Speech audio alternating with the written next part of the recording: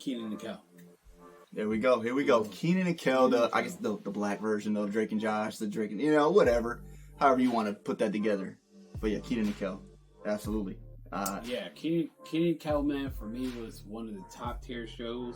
Mm-hmm. And going back to what I said earlier, for me, like I said, Kel was, for me, he was the show. Yeah, he was. For me, he was the show, and Kenan was cool. Kenan was cool. I mean, when you think about both of them, obviously, Kenan had the more successful career. Yeah. In real life, I think that he had more like strive, and he wasn't as lazy as Kel was. Yeah. And there could be so many reasons why they separated. I think Kenan just took it more serious, and he wanted to go beyond what he was. You feel me? Yeah. We could have got another Kenan and Kel. Yeah. You know what I'm saying? I wouldn't even Kenan was like, I'm out. I want to go. You know what I'm saying? I want to see if I could do because what it was is that he wanted to see, from my understanding, he wanted to see if he could do it without Kel. Because we couldn't have Kel without the Kenan. We couldn't have Kenan without the Kel. That makes sense. But the reason why in that earlier stage of his career, the reason why I didn't like Kenan is because I always felt like he was trying to act. You know what I'm saying? Okay. Like, I felt like he stopped trying to act after what movie was it? It just left my mind. Dang. Was he in it by himself?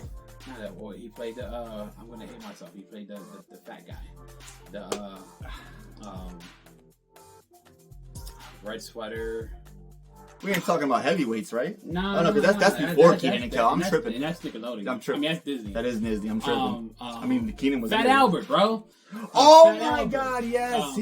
oh my God, I forgot he was in Fat it. Albert. So yeah, I feel like Fat Albert, like after he did Fat Albert, in my opinion, is when he like stopped trying to act and he became like the Kenan that we know now.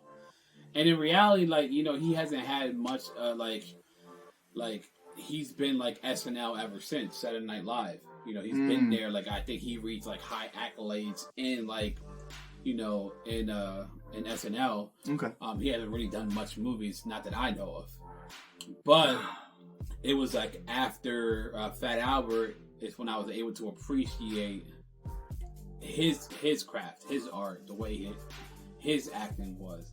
But before that, for me, it was all Kel. I mean, Kenan and Kel was the show. Think about it this way. He was. How many Kenan lines do you remember from Kenan and Kel? I got none. I can remember. I can go like 50 when it comes to Kel. That's the same thing with Josh. Like Kel, and like one of my favorite episodes, and I don't know if you remember, but there was an episode where he dropped a screw inside of a can of tuna. Oh my God, yes. And Kel and Kenan like almost choked, and like he was going to sue. He was about to get the money. When it came down for them to testify, he was like, "It was me. It was me, Kenan. I dropped the screw into the tuna. Into the tuna."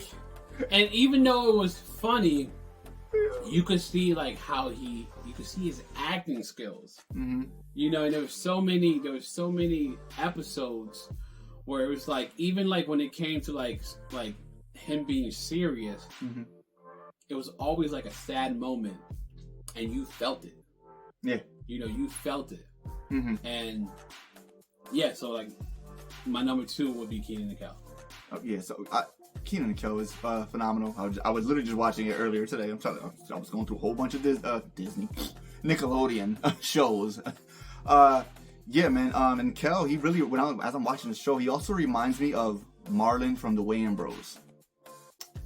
He gives me those vibes as well, because even in the Wayans Brothers, I feel like, I'm sorry, I like Marlon better than Sean, and just like in Kenan and Kel, I just like Kel better than Kenan. And like I said, you could think of so many lines of Kel. Like, who loves orange soda? I do. I do. You know what I'm saying? Like, and the whole orange soda thing, just, Oh my god, I remember I used to drink orange soda all the time, and every time I would drink orange soda when I was younger, I would think of Kel, and I would do the line as I was drinking the orange soda. To this day, though, I feel like it's synonymous. Like I feel like they go together. Like you have to. You drink orange soda. To this day, I still think of that line. I think of Kel. Mm-hmm.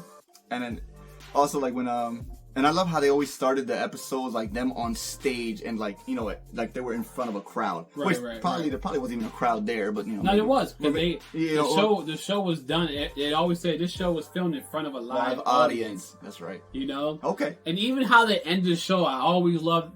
Yeah, and that was my favorite. Same thing. So that was my favorite part. That was my favorite Kenan part. At the end of every show, like Kel, grab some bananas, grab some duct tape, grab a shovel, and meet me at the cemetery. Like, Kenan! Kenan! What's the duct tape for, Kenan? What do we need shovel? Here it goes. Yep. It was just an iconic line, and it was crazy because that little line is also in the song that starts the show. The boy Coolio, R.I.P. to him. That was a bar in there. He says it. Here it goes. It's like they already knew they were going to make that line a staple in the show ahead of time. They knew it was going to be a forever thing. You know what I mean? And that beginning song, that intro song was magnificent. I love even hearing it now. Oh my God, he was saying some bars. He was cooking, bro. Yeah, like Coolio was really. Like he was really rapping. Like it wasn't some basic little song for the show. Here you go. No, he was rapping. The beat was great. Everything, man. I love it. One of the best intros. Let's not get too excited. Sorry. So one of the best intros for a show ever. Okay, that's all I'm gonna say. Intro songs.